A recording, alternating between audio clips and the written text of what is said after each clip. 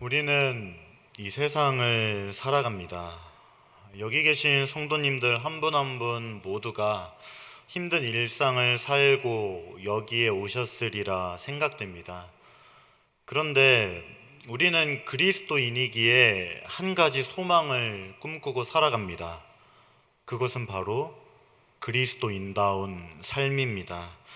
그러나 현실은 참으로 암담한 것 같습니다. 그리스도인답게 살아가고 싶은 나의 열망에 비해 나의 죄성은 뿌리 깊게 자리 잡혀 있고 세상은 나를 죄의 구렁텅이로 유혹합니다. 저 또한 그러한 삶을 살고 있으며 그리스도인답게 살고 싶은 열망과 나의 죄성에서 오는 괴리감으로 고통스러운 나날을 보내고 있습니다.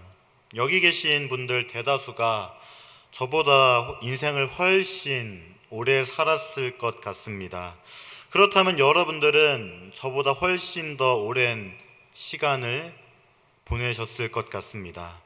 그런데 우리와 똑같이 힘들었던 바울이 힘들었던 빌립보 교회에게 편지를 보냈습니다. 그리고 이 편지를 통해 빌립보 교회를 위로하고 있습니다. 바울의 위로, 더 나아가 하나님의 말씀이 여기 계신 성도님들에게 위로가 되기를 바랍니다. 그렇다면 먼저 빌립보 교회와 바울의 상황에 대해 알아볼 필요가 있습니다. 여러분들은 옥중서신이라는 말을 들어보셨습니까? 옥중서신이란 바울이 옥중에 편지를 썼다고 해서 옥중서신이라 합니다. 옥중서신에는 에베소서, 빌립보서, 골로새서, 빌레몬서가 있습니다. 즉 오늘 본문이 빌립보서인 만큼 바울은 현재 감옥에 갇혀 있다는 것을 알 수 있습니다. 바울은 목숨이 언제 없어질지 모르는 매우 위험한 상황에 있었던 것입니다. 그런데 이 빌립보라는 도시 또한 만만치 않았습니다. 빌립보는 그 유명한 알렉산더 대왕의 아버지인 빌립 2세가 건설한 도시였습니다. 빌립보라는 이름도 빌립 왕의 이름을 따서 지어졌습니다. 또한 빌립보는 위치가 좋아서 해상으로의 왕래와 교역이 활발했을 뿐만이 아니라 육로의 교통 또한 매우 원활했습니다. 이 도시는 많은 수원지가 있어 토지가 비옥했고 부근에 금광이 있었기에 경제적으로도 매우 풍요로웠습니다. 그리고 BC 168년 이 도시는 로마의 식민지가 되었습니다. 후에 로마와 동방을 이어주는 도로가 생기면서 빌립보는 군사적, 정치적 매우 중요한 요충지가 되었습니다. 또한 빌립보에서 가장 중요한 사건은 바로 악티움 해전이라 볼 수 있습니다. 이 전쟁에서 옥타비아누스는 승리했고 로마의 첫 번째 황제가 되었습니다. 빌립보는 중요한 군사기지가 되었고 퇴역 군인들은 빌립보에서 살기 시작했습니다. 그래서 빌립보는 특별한 도시가 되었고 그곳 시민은 로마의 시민으로 대우받았습니다. 그리고 이탈리아 반도 내의 로마인들에게 부여되었던 동일한 특권이 그들에게도 부여되었습니다. 이러한 역사적 배경 때문에 빌립보 사람들은 아주 대단한 특권을 누리는 사람이 될 수 있었습니다. 한마디로 빌립보는 제2의 로마였던 것입니다. 그렇기에 당연히 빌립보 시민들은 로마 시민으로서의 긍지가 대단했습니다.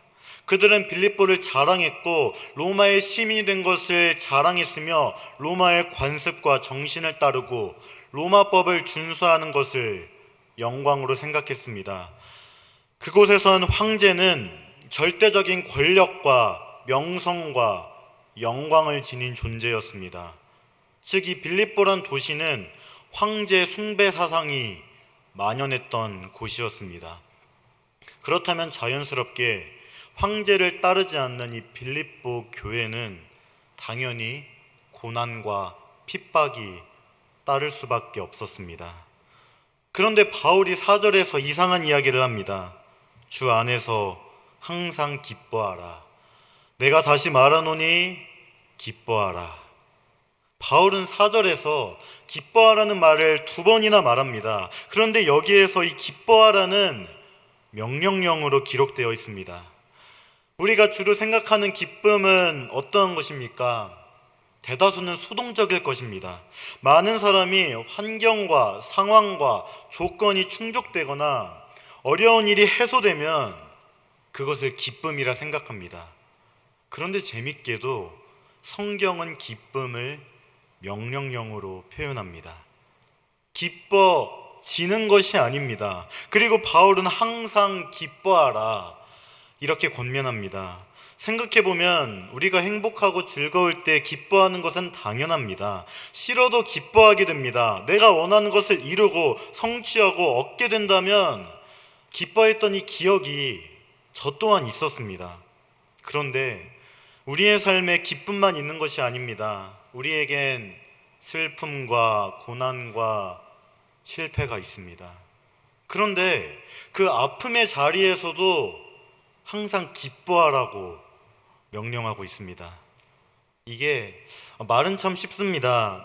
이런 일이 실제로 가능하다고 생각하십니까? 우리가 사는 이 땅에서 많은 슬픔과 실패를 경험하고 때로는 오해받고 많은 고통을 경험하는데 항상 기뻐하는 것이 정말 가능하다고 생각하십니까? 정말 기뻐할 수 있습니까? 이게 어떻게 가능한 것입니까?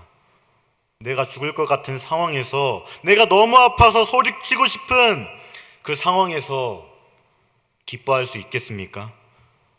그런데 이 편지를 쓴 바울의 상황을 살펴보면 이 말은 더욱 이상해집니다. 그는 지금 감옥에 있습니다. 언제 죽어도 이상할 것이 없습니다. 그리고 지금 빌립보 교회의 상황은 어떻습니까? 내부에서는 지도자의 갈등이 있었습니다. 게다가 빌립보 교회는 거짓 교훈과 가르침 때문에 아파하고 싸워야 하는 상태였습니다.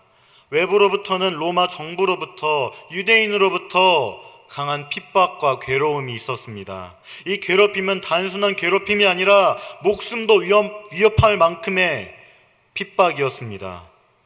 제 상식과 기본적인 생각으론 도저히 기뻐할 수 없습니다. 그런데도 바울은 항상 기뻐하라. 내가 다시 말하노니 기뻐하라. 이렇게 명령하고 있습니다.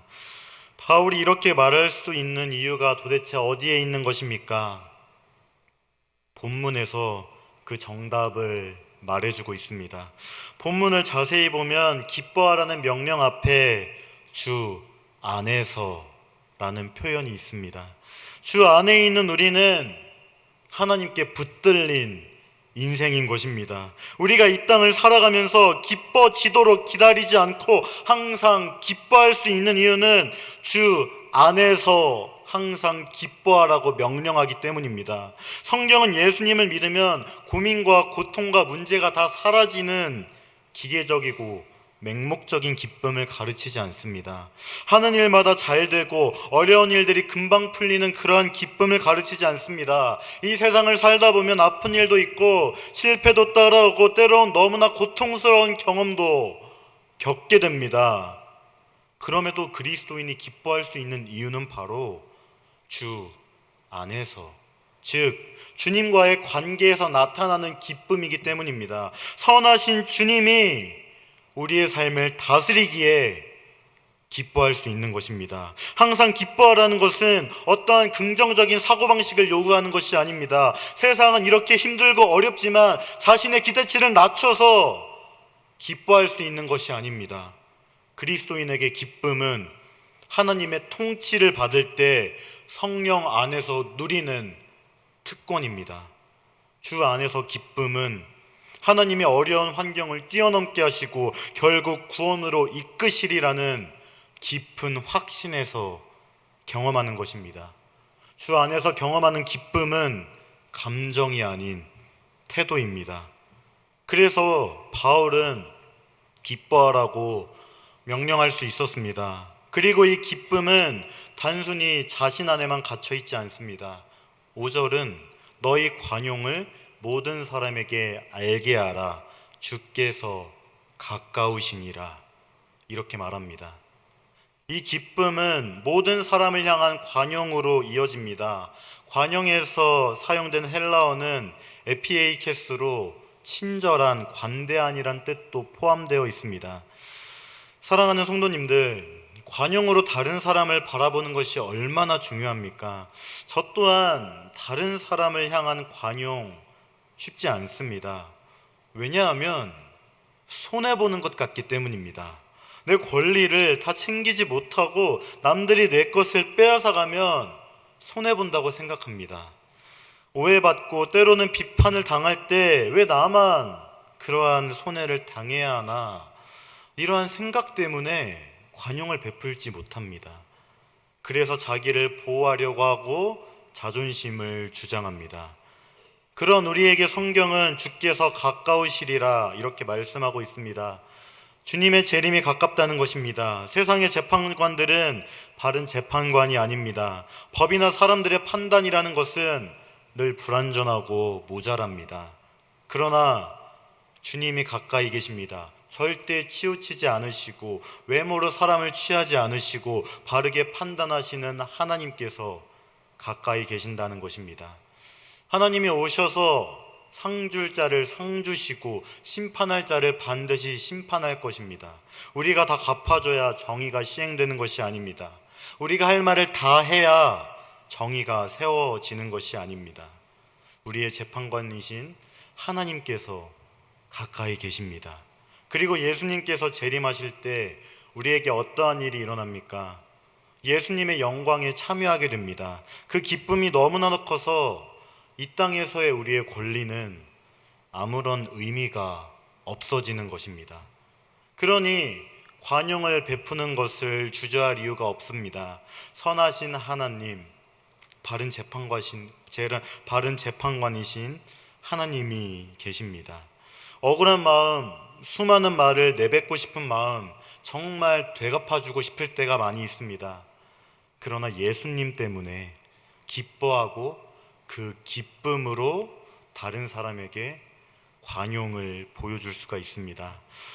그렇다면 이 관용과 기쁨이 빌립보 성도들에게 어떻게 다가왔겠습니까? 어찌 보면 참 폭력과 같은 말일 수도 있겠다는 생각이 듭니다. 지금 빌립보 교회는 평화로운 상황이 아닙니다. 그들은 로마의 핍박과 위험 속에 있습니다. 황제를 주로 섬기지 않았기에 발각만 된다면 언제라도 목숨을 잃어버릴 수 있던 상황이었습니다. 교회 안은 분열로, 교회 밖은 박해로 가득한 상황이었습니다. 그러한 사람들에게 기뻐하라고 말합니다. 도저히 기뻐할 수 없는 상황에서 기뻐하라고 말합니다. 그리고 모든 사람에게 너희의 관용을 알게 하라고 말합니다. 교회 안에서의 관용 어떻게든 할 수 있겠지만 모든 사람에게 관용을 알게 하라고 말합니다. 이 말은 자신을 괴롭히는 사람에게, 자신을 핍박하는 사람에게까지 관용을 보여주라는 것입니다. 이것은 어떻게 이해할 수 있는 말입니까? 이 말을 어떻게 받아들여야 하는 것입니까? 그렇기에 바울은 6절을 이야기합니다. 6절은 아무것도 염려하지 말고 다만 모든 일에 기도와 간구로 너희 구할 것을 감사함으로 하나님께 아뢰라, 이렇게 나와 있습니다. 아무것도 염려하지 말라, 이 부분을 어떻게 생각하십니까? 여기에 쓰인 헬라어는 현재 명령형이므로 지속되는 어떠한 행위를 가리킵니다. 그렇다면 이 말은 염려하는 것을 계속해서 막아내라는 것입니다. 바울은 현재 투옥된 상황에서 편지를 쓰고 있습니다. 하지만 그에게는 그리스도께서 주시는 기쁨이 흘러 넘쳤습니다. 왜냐하면 그리스도 안에 있기 때문이었습니다. 그리스도 안에 있으면 어떻게 됩니까? 세상과 다른 관점을 갖게 됩니다. 나의 삶이 하나님의 것임을 알게 됩니다. 하나님이 내 삶을 책임진다는 것을 깨닫게 됩니다. 그래서 염려할 일, 걱정할 일을 기도로 바라보게 됩니다. 물론 이 모든 염려가 잘못되었다고 생각하지는 않습니다. 내가 지금 하나님과의 바른 관계 안에 속해 있는가? 이러한 염려는 참으로 건강한 염려입니다. 왜냐하면 이러한 염려는 우리의 현재 영적인 주소를 말해주고 있기 때문입니다. 이 땅을 살아가면서 하나님과의 바른 관계를 형성하고 있는지 아닌지를 염려하는 것은 참으로 중요하다고 볼 수 있습니다. 하나님의 뜻대로 하는 염려와 근심은 우리를 후회할 것이 없는 구원에 이르게 합니다. 하지만 바울이 오늘 말씀에서 말하는 염려는 그러한 염려가 아닙니다. 우리는 어떨 때 염려합니까? 보통 미래에 일어날 일에 대해서 염려를 합니다. 미래가 불확실하기에 아무것도 알 수 없기에 염려하는 것입니다. 만약 미래를 알 수 있고 충분히 대처할 수 있다면 불안해하지 않을 것입니다. 이것과 마찬가지입니다. 바울이 말하는 염려는 아직 일어나지 않는 일들을 당겨서 걱정하는 것입니다. 그러나 사랑하는 여러분, 하나님은 은혜로 우리를 구원하셨을 뿐만이 아니라 우리의 삶을 책임지고 이끌어 가십니다. 우리의 인생을 채우시고 인도하시고 주관해 가십니다. 하나님의 인도하심과 책임지시는 사랑을 불신할 때 우리는 염려하고 근심하게 되는 것입니다. 그래서 바울은 염려하지 말라고 하는 것입니다. 물론 알고 있습니다. 염려할 수밖에 없는 이 세상에서 염려하지 말라는 이 말은 참으로 이상하게 들릴지도 모릅니다. 그러나 바울은 그렇게 하라고 말합니다. 그렇다고 바울이 무작정 염려하지 말라고 하는 것이 아닙니다. 왜 염려하지 않아도 괜찮은지는 다만 모든 일에 기도와 간구를 할 수 있기 때문입니다.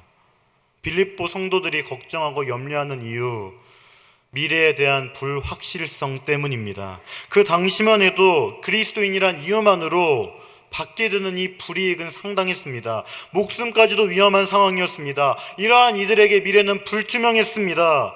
막연한 두려움과 근심 속에서 살아야만 했습니다. 그러나 하나님께 붙들린 삶이기에, 하나님이 책임지는 삶이기에, 하나님께 붙잡힌 삶이기에 다만 모든 일에 기도와 간구로 나아갈 수 있는 것입니다. 그렇다면 기도란 무엇입니까? 이 말은 한자어로 빌기와 빌도를 사용해서 이 빈다라는 표현의 강조형임을 알 수 있습니다. 그리고 기도로 번역된 헬라어 프로시케는 간구하다, 간청하다로 사용되는 단어입니다. 즉 기도란 우리나라 말로 보나 헬라어로 보나 요구하다, 간구하다 이러한 뜻이 있다는 것을 알 수 있습니다. 그렇다면 이 기도가 단순히 구하는 것입니까? 그렇지는 않습니다. 기도는 하나님과 대화하는 것입니다. 요구하는 것과 간구하는 것은 이 대화 안에 포함된 내용일 뿐입니다. 이것은 구약 성경을 보아도 충분히 알 수 있는 내용입니다. 사랑하는 성도님들, 하나님과 이 대화하는 장소로 들어가면 어떻게 됩니까? 그 순간만큼은 우리를 둘러싼 모든 문제가 사라지게 됩니다. 하나님이 중심이 됩니다. 하나님이 어떠한 분인지 다시 알게 되고 그분께 찬양과 경배를 올려드릴 수 있게 됩니다. 하나님께 전적으로 의지하게 되고 동시에 하나님에 대한 완전한 신뢰를 표현하게 됩니다. 그리고 바울은 하나님께 간구하며 아뢰라고 말합니다. 물론 하나님은 우리의 모든 문제를 알고 계십니다. 그러나 우리가 그 문제를 마음과 생각에서 끄집어 올려놓기를 기다리십니다.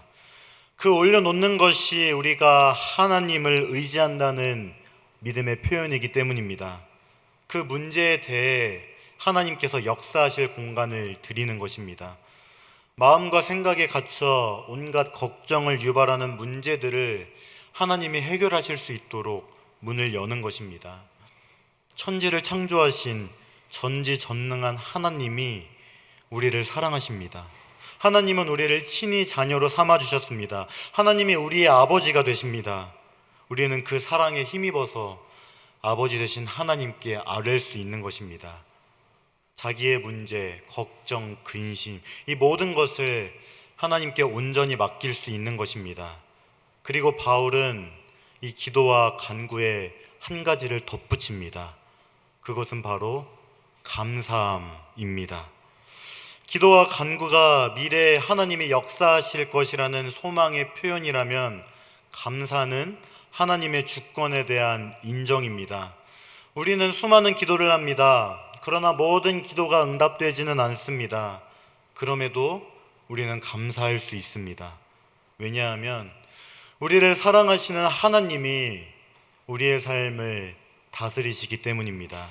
우리의 삶에서 역사하신 하나님의 은혜에 집중하면 감사할 수 있습니다. 하나님이 우리의 삶을 다스리기에, 하나님이 우리의 기도에 응답하지 않더라도 더 좋은 것을 주실 것을 믿기에 우리는 감사할 수 있는 것입니다.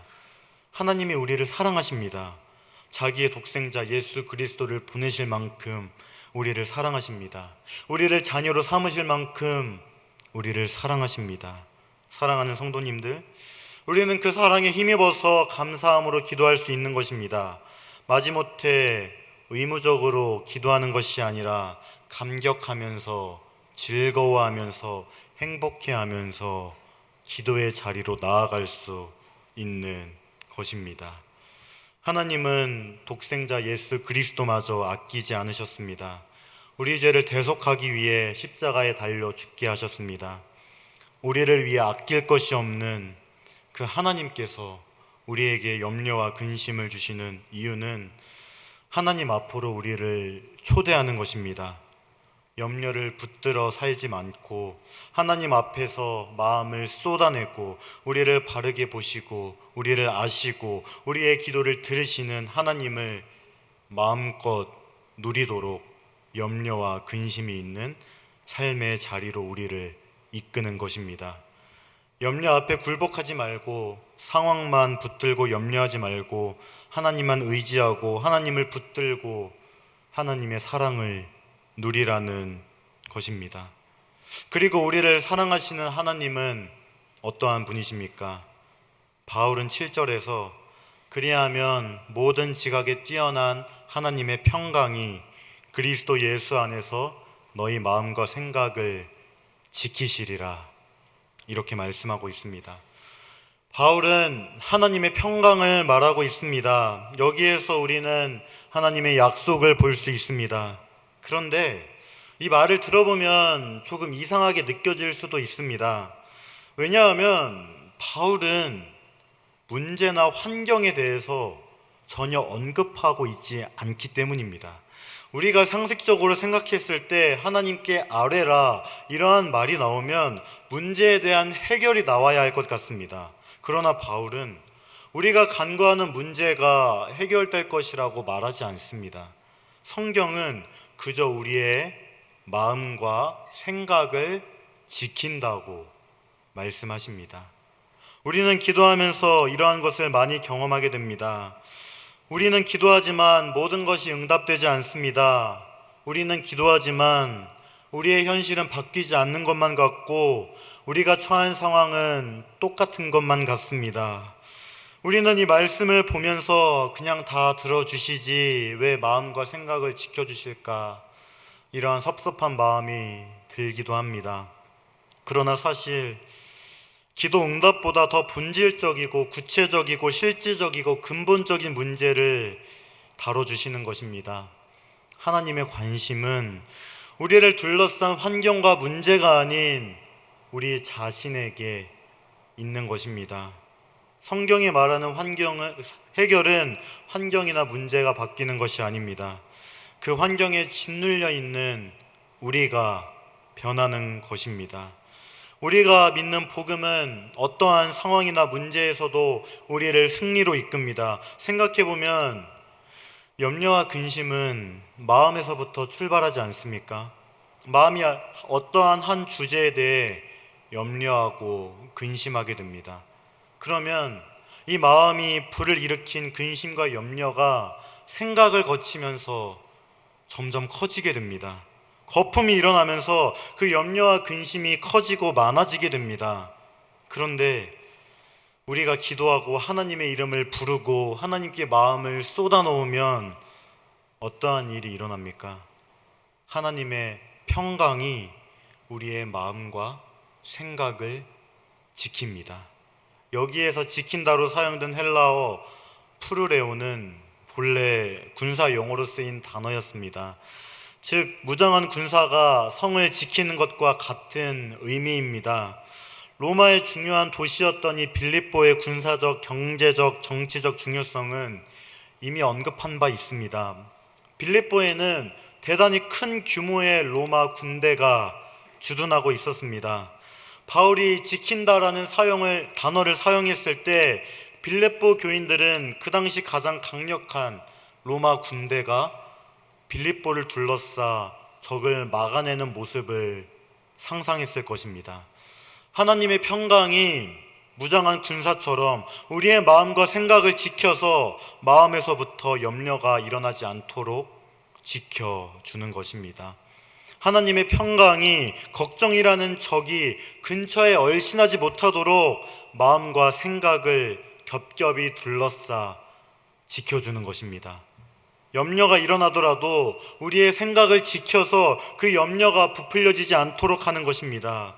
하나님의 평강이 그렇게 우리의 마음과 생각을 보호하는 것입니다.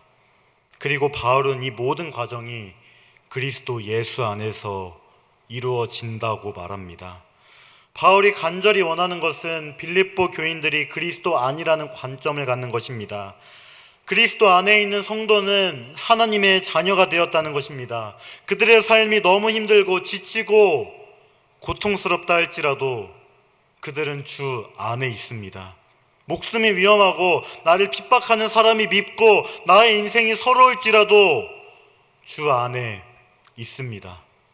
주님이 책임지는 삶이라는 것입니다. 그리고 평강의 하나님이 다스리는 삶이라는 것입니다.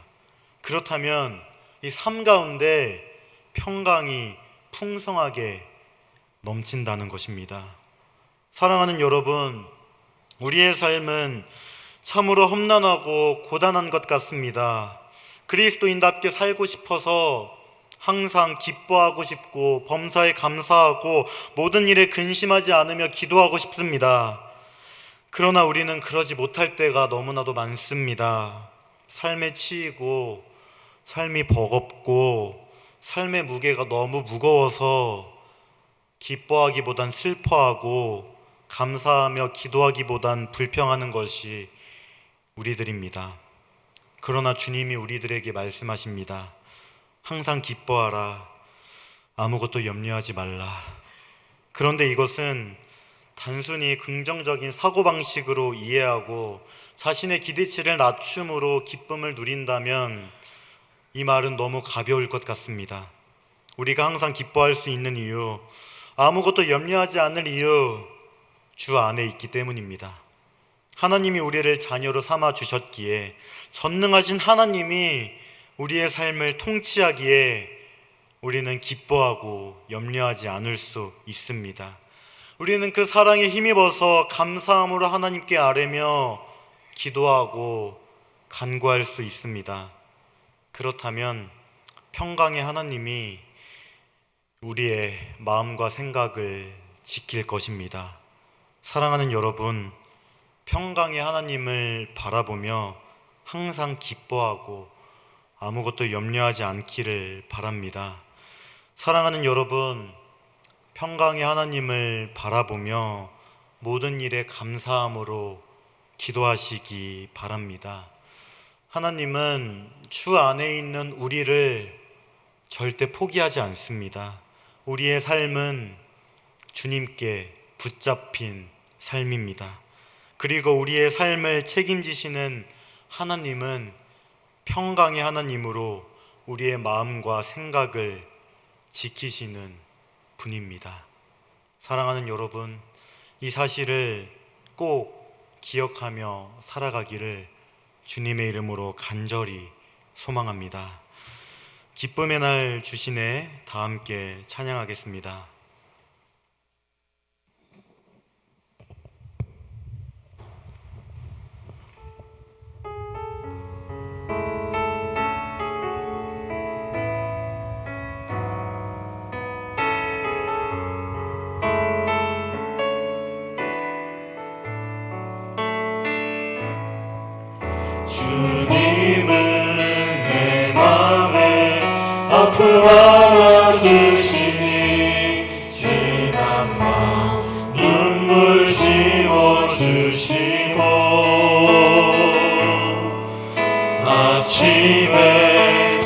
쏟아나 여린 풀들과 같이 내 마음을 새롭게 하네. 흐르는 시간에 보인 주의 영광은 내 삶을 밝게 비춰주시니 온 땅과 모든 산보다 전에 계셨던 주님 창조의 주를 찬양하네.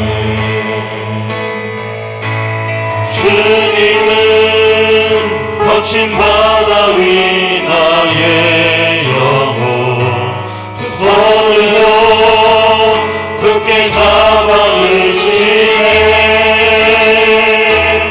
주님께 맡긴 인생의 여정 속에 아픈 만큼 기쁨의 날 주님은 내 맘의 아픔을 알아주시니 주님은 내 맘의 아픔 알아주시니 지난 마음 눈물 지워주시고 아침에 돋아나 여린 풀들과 같이 내 마음을 새롭게 하네.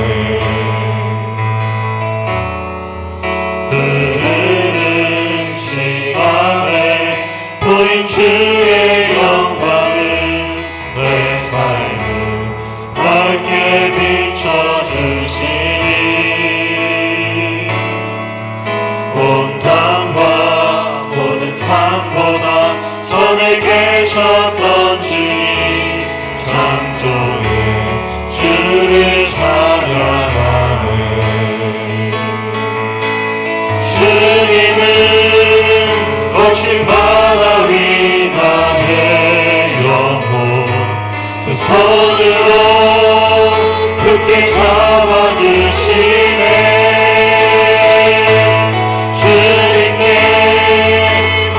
인생의 여정 속에 아픈 만큼 기쁨의 날 주님은 거친 바다 위에 주님은 거친 바다 위 나의 영혼 두 손으로 굳게 잡아주시네.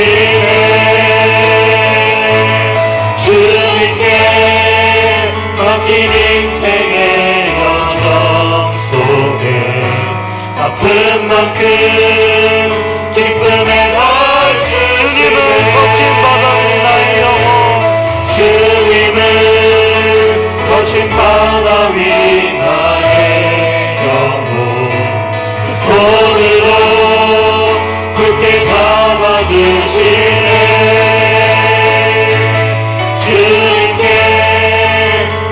인생의 여정 속에 아픈 만큼 기쁨의 날 주시네. 말씀을 기억하며 기도하겠습니다. 우리는 주 안에 있습니다. 하나님께 붙잡힌 삶입니다. 그렇게 우리는 항상 기뻐하고 염려하지 않고 기도할 수 있습니다. 지금 이 시간 주 안에 있다는 것을 기억하며 항상 기뻐하며 아무것도 염려하지 않을 수 있는 믿음을 허락하소서. 주 안에서 하나님의 자녀가 되었다는 것을 기억하며 모든 일에 감사함으로 기도하게 하여 주시옵소서. 주 안에서 있는 우리의 마음과 생각을 지켜주시는 평강의 하나님을 바라보게 하여 주시옵소서. 이러한 기도 제목으로